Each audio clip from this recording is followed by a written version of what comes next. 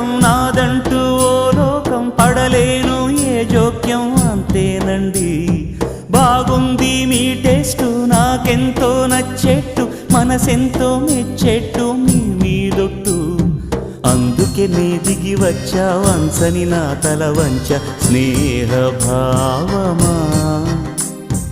అందుకే నే దిగి వచ్చా వంచని నా తల వంచ స్నేహ భావమా.